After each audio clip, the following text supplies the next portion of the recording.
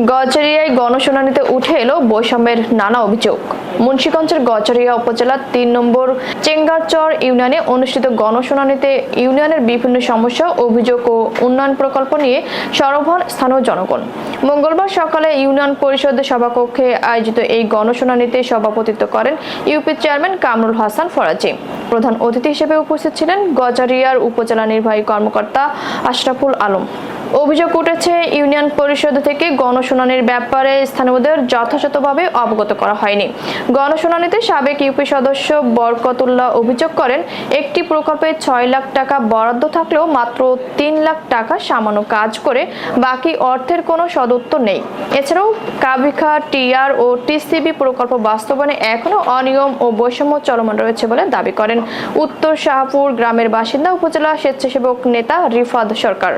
অনুষ্ঠানে সাধারণ নাগরিক ও ইউপি সদস্যরা রাস্তাঘাট, ড্রেনেজ ব্যবস্থা ও অবকাঠামো উন্নয়ন বিষয়ে বিভিন্ন প্রস্তাবনা উপস্থাপন করেন।